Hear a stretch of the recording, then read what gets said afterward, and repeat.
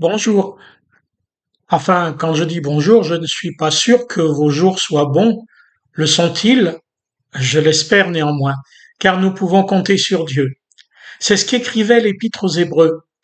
Que votre conduite ne soit pas inspirée par l'amour de l'argent, contentez-vous de vos biens actuels, car Dieu lui-même a dit, je ne te délaisserai pas ni ne t'abandonnerai. C'est pourquoi nous pouvons dire avec courage, le Seigneur est mon secours, je n'aurai pas de crainte, que peut me faire un être humain? Dieu avait fait cette promesse à Josué, guide de son peuple, qu'il ne l'abandonnerait jamais. Cette promesse est souvent répétée au peuple des croyants, sous une forme ou sous une autre, tout au long de l'Ancien Testament.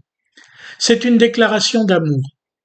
Parfois cet amour est jaloux, et Dieu a de la peine avec l'adultère de son peuple qui court volontiers après d'autres dieux, qui a d'autres priorités. Le principal de ces dieux concurrents n'est-il pas l'argent, la richesse, la soif d'avoir ce qu'on n'a pas? Les gens qui adorent ce Dieu-là sont-ils des gens mauvais ou pervers? Parmi eux, il s'en trouve aussi qui, simplement, ont peur de la vie, peur du présent et de l'avenir. Et quand les jours ne sont pas bons, on cherche à se protéger. Posséder sert alors de refuge au mal-être, à l'absence de sens. Mais c'est parfaitement illusoire. Celui qui a pense n'avoir jamais assez, rejoignant ainsi celui qui n'a pas et qui aurait, lui, un besoin vital d'un peu plus. L'argent est un dieu mensonger, trompeur. Il fait courir, mais plus on court, plus le but s'éloigne. Ce Dieu ne satisfait jamais ses adorateurs. Notre texte biblique propose le chemin inverse, non pas pour justifier un quelconque ordre économique ou social, ni pour nier les besoins des plus pauvres, mais pour qu'on cesse une course vaine qui ne s'achève que dans la mort et le malheur, car de ces biens, on n'emmène rien dans la tombe. Le texte nous propose la confiance en la promesse de Dieu. Si Dieu est fidèle, alors oui, je ne crains rien et n'ai besoin de rien, rien de plus que Dieu lui-même, sa présence paternelle, son soutien aimant. Cela me donnera-t-il argent, santé et réussite? Que m'importe, ces choses sont vaines, Dieu seul suffit. Or cette solidarité entre Dieu et moi est à double détente.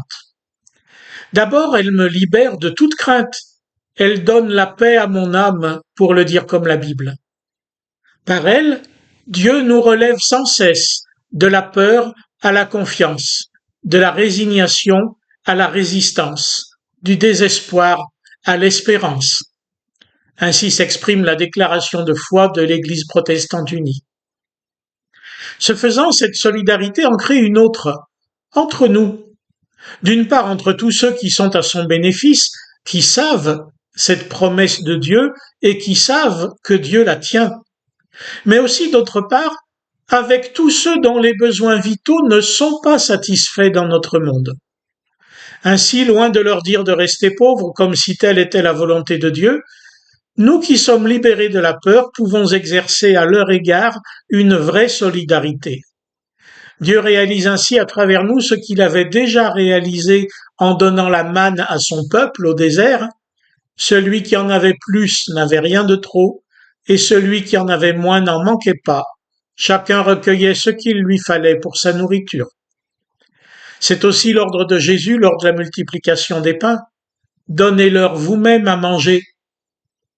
La justice de Dieu qui nous rend libres nous pousse à exercer aussi la justice en libérant de la peur et du malheur ceux qui sont ni plus ni moins comme nous. La confiance en Dieu, c'est du pain pour l'affamé, vraiment.